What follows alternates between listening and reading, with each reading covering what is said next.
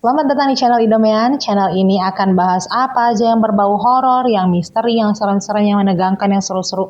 Ya apa aja, pokoknya kita ceritain aja lah. Dan hari ini kita akan bahas 5 permainan yang menyeramkan, menegangkan, dan berbahaya tentunya dari negara Jepang. Jadi yang pertama namanya adalah Kokurisan. Kokurisan ini sebenarnya konsepnya mirip sama main papan Ouija. Jadi manggil arwah untuk nanya-nanya pertanyaan gitu ya. Yang disiapkan adalah sebuah kertas, sebuah pulpen, dan koin 10 yen. Jadi di atas kertas digambarlah ada gambar gerbang tradisional Jepang, terus ada yes, no dalam bahasa Jepang pastinya ya, angka-angka dan juga huruf-huruf. Kemudian ditaruhlah itu koin 10 yen di atas kertas itu. Jadi pemain-pemain itu pakai telunjuknya ya ditaruh ke koin 10 yen itu. Kemudian panggillah Kokurisan dengan mengucapkan mantranya. Kokurisan, Kokurisan. Kan kita nggak usah sebutin ya.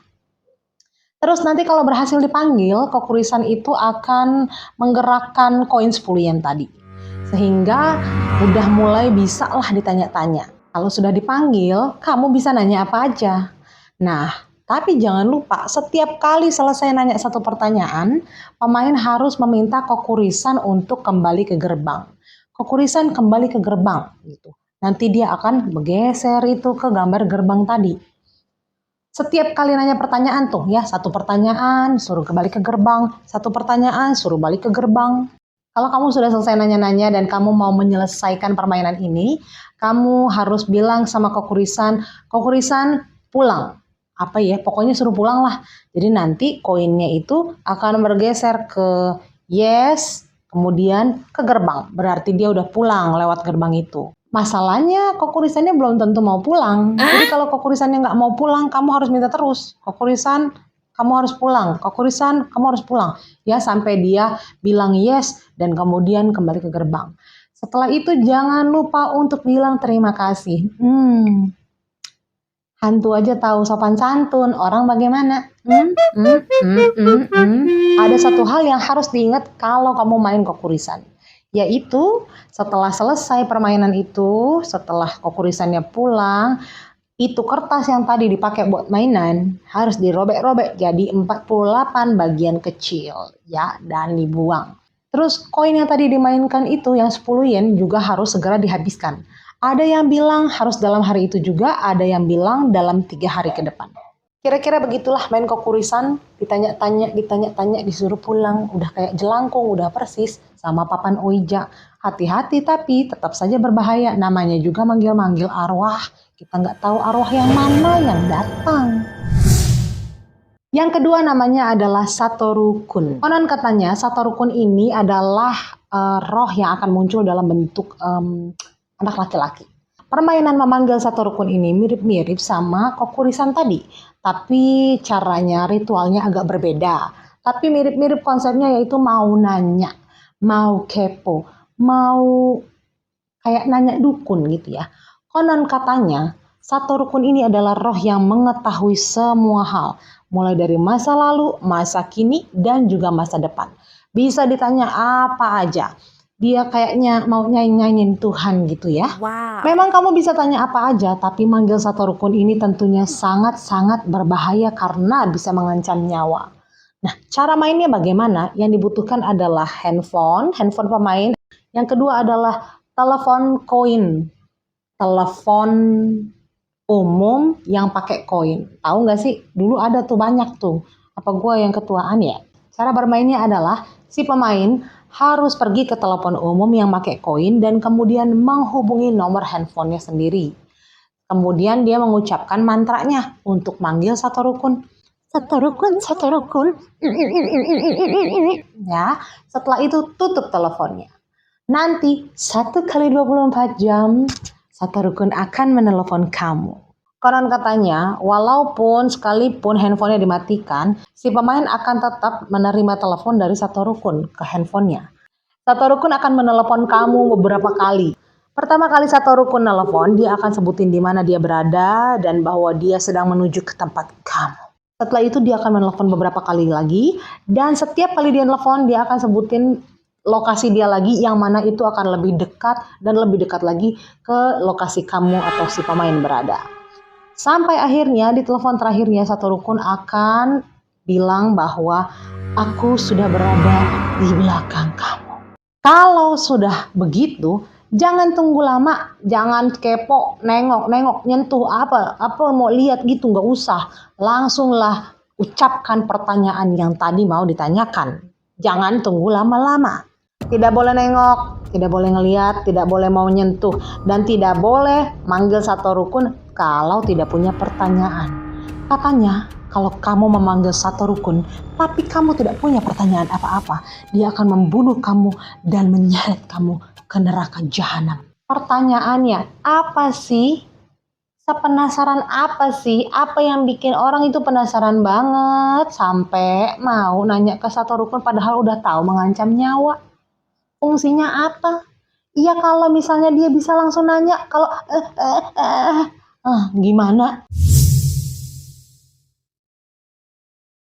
Yang ketiga adalah darumasan atau the bath game. Tentu saja dari namanya kita butuh kamar mandi ya. Ini caranya ini sebenarnya permainannya itu petak umpet tapi sama hantu. Mirip-mirip sama apa itu yang di Squid Game itu yang permainan pertama. Iya semida. Ya, itu tuh mirip sama itu tuh ya. Cara mainnya adalah kamu harus masuk ke kamar mandi di bathtub, harus yang ada bathtubnya ya. Nggak bisa pakai ember sama gayung, nggak bisa. Duduklah di bathtub menghadap ke keran. Terus keramas deh ya. Airnya penuh, keramas madep ke keran sambil mengucapkan mantra. Mantranya darumasan, darumasan. Gitu kan. Kalau kamu benar manggilnya, melakukan ritualnya, nanti akan muncul di benak kamu itu bayangan tentang perempuan yang lagi mandi dan jatuh. Kemudian matanya sampai bolong gitu gara-gara kena keran ya, gara-gara kepleset nih, terus kena keran matanya, jadi bolong satu gitu. Serem banget. Tapi bingung juga ya, apakah itu bayangan itu beneran muncul? Apa namanya juga udah dikasih tahu begini gitu loh maksudnya. Di semua artikel tentang permainan ini juga udah dikasih tahu begitu kan. Jadi entah datang ke benak atau emang tanpa sengaja ngebayangin gitu. Kalau sudah datang bayangan itu langsung tanya kenapa kamu bisa jatuh. Tapi nggak usah tunggu jawabannya dan tidak usah nengok, tidak usah ngapa-ngapain ya, langsung tutup mata. Keluar dari kamar mandi pelan-pelan karena harus tutup mata. Keluar dari kamar mandi dan langsung tidur.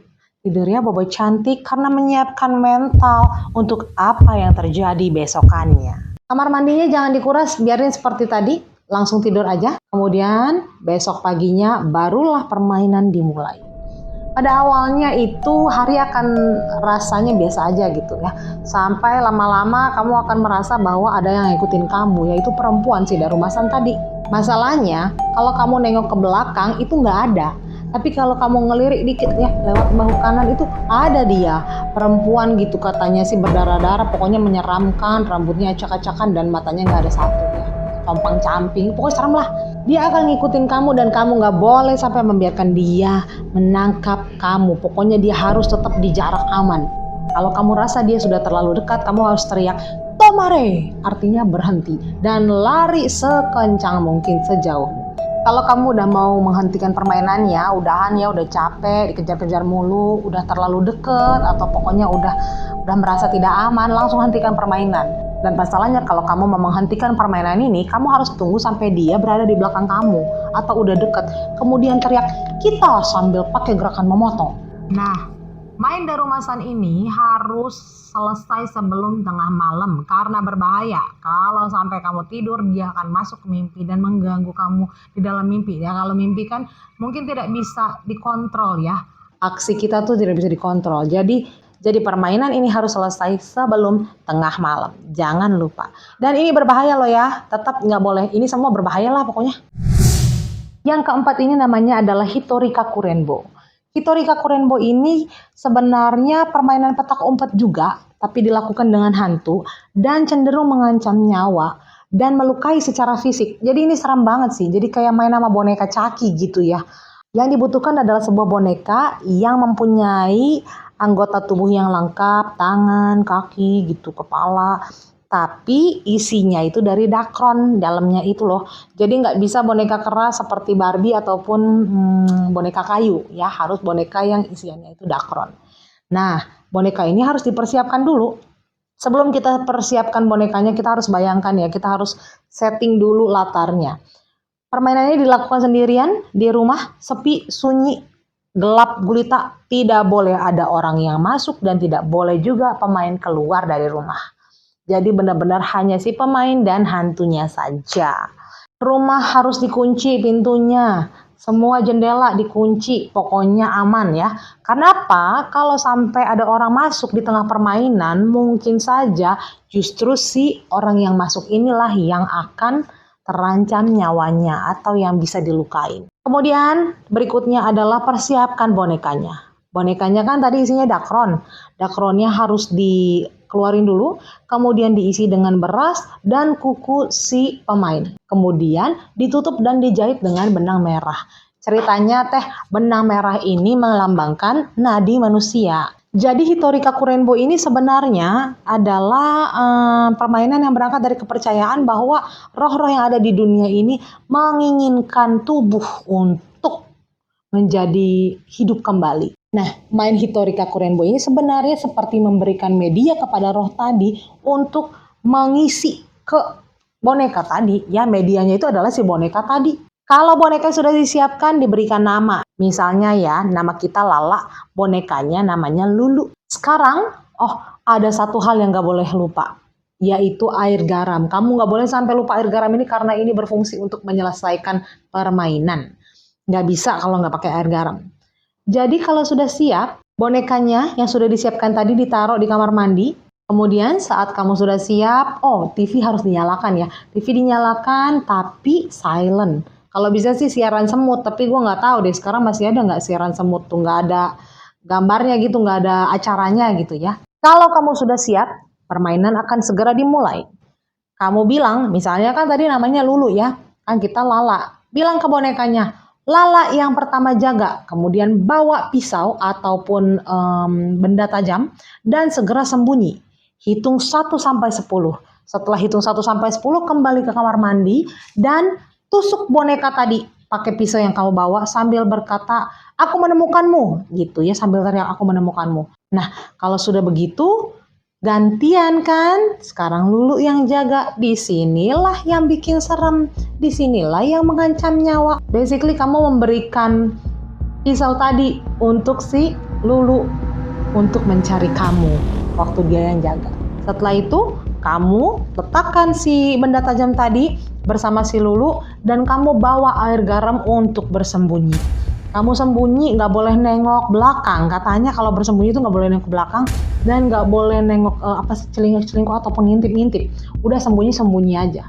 Disinilah kehororannya terjadi. Ada suara-suara, ada mungkin benda-benda yang bergerak ataupun benda-benda yang jatuh, atau mungkin TV-nya berganti channel, atau suaranya membesar atau mengecil, begitu kira-kira. Kata yang main sih katanya ya, kita nggak tahu bener apa enggak nih. Katanya yang orang yang mengaku pernah main, ada suara orang tertawa ataupun mengancam. Ya, ada suara-suara mengancam ataupun seperti memancing supaya kita keluar dari persembunyian gitu. Nah, apapun yang terdengar, apapun pokoknya suara itu, jangan sampai ngintip ataupun keluar dari persembunyian atau dia akan menemukan kamu. Kalau kamu rasa suasananya sudah terlalu mencekam, terlalu mengerikan dan kamu mau berhenti bermain, kamu harus lakukan dengan benar. Jadi nggak bisa ini udah main begini, udah manggil-manggil roh begu, tahu-tahu kau mau berhenti begitu aja gitu ya, udahan, nggak bisa, harus lakukan dengan benar. Caranya adalah yang pertama, tenggak air garamnya itu tadi, setengah ya, air garamnya sebagian ditenggak dan sebagian lagi masih di tangan kamu. Kemudian kamu cari boneka itu sampai dapat. Kenapa aku bilang cari? Karena kalau kamu balik ke kamar mandi, boneka itu juga nggak bakal ada di situ lagi, kan dia lagi nyari kamu. Jadi kamu harus cari dia sampai dapat tanpa mengeluarkan suara apapun. Tetap sunyi, pelan-pelan cari. Kalau sudah ketemu bonekanya harus dapat ya, harus dapat loh. Kalau nggak bisa berhenti ini. Setelah ketemu bonekanya, kamu semburin tadi air garam dan juga air garam sisa yang ada di tangan. Jadi yang di mulut disemburin, yang di tangan dituangin ke boneka itu. Kemudian teriak, aku menang, aku menang, aku menang 3 kali. Setelah itu buru-buru buka itu benang merahnya itu dan keluarin isian beras dan kukunya tadi, keluarin, dan bonekanya dibakar sampai habis, tidak tersisa apa-apa. Itulah cara menyelesaikan permainan ini. Yang terakhir ini mungkin kamu sering dengar, yaitu elevator game. Ada yang bilang elevator game ini berasal dari Korea Selatan, tapi juga ada yang bilang ini berasal dari negara Jepang. Permainannya ini membutuhkan gedung yang terdiri dari minimal 10 lantai, tapi tidak termasuk basement ya. Jadi 1-10 itu di atas tanah gitu. Dan namanya juga elevator game, ya udah butuh lift. Permainan ini bukannya mau ngundang hantu, bukannya mau nanya-nanya, tapi mau ceritanya mencoba untuk menjelajah atau mendatangi dimensi lain, dunia lain. Berbahaya ya udah pasti, iya kalau kamu bisa balik. Kalau enggak, caranya adalah permainan ini harus dilakukan seorang diri masuk ke lift lantai 1. Kemudian kamu ceritanya mau menuju ke lantai 10 nih nantinya.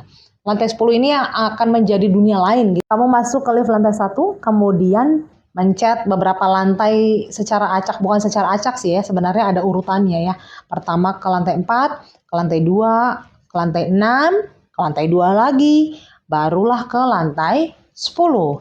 Dari lantai 10, kamu ke lantai 5. Ini nggak pakai turun ya, stay di lift aja gitu. Nah, masalahnya setiap kali ada orang yang masuk ke lift itu, kamu belum selesai ritualnya terus ada yang masuk, ya gagal berarti. Kalau gagal, kamu harus coba dari awal lagi. Harus keluar dulu. Tadi kan kamu lantai berapa tadi? 4, 2, 6, 2, 10. Dari 10 kamu ke 5 dulu. Waktu kamu sampai di lantai 5, kalau kamu benar melakukan ritualnya, nanti ada perempuan yang masuk. Teteh. Teteh ini jangan ditanya, jangan dilihat, nggak usah kepo. Konsentrasi aja sama lantainya, sama liftnya. Pokoknya teteh ini tidak seperti kelihatan lah. Ya, dia bukan teteh, dia nggak tahu kita itu bentukannya, dia tuh aslinya tuh setan apa gitu. Pokoknya dia bukan manusia. Kalau teteh masuk, kamu pencet lantai 1. Tadi udah dari 10 ke 5 ya. 5, pencet lantai 1. Kalau liftnya beneran turun ke lantai 1, berarti ritualnya gagal. Kamu harus ngulang lagi. Tapi kalau kamu tadi udah pencet lantai 1, dia malah naik ke lantai 10, berarti ritualnya berhasil dan kamu akan masuk ke dunia yang lain.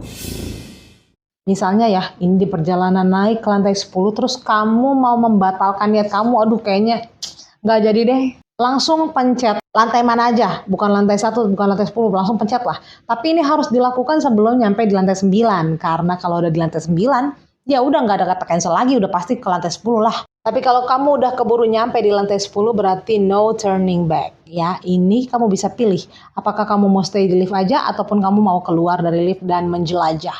Ya kalau stay di lift berarti kan ya ceritanya cuman lihat aja ya, yang penting udah lihat. Karena gedungnya sih masih tetap sama, yaitu gedung yang tadi, tapi suasananya berbeda. Lampunya mati, gelap gulita, katanya gitu ya. Pokoknya sensasinya lain dah. Dan tidak ada orang lain di situ selain kamu sendiri. Sekarang pilihan ya, misalnya kamu memilih keluar dari lift.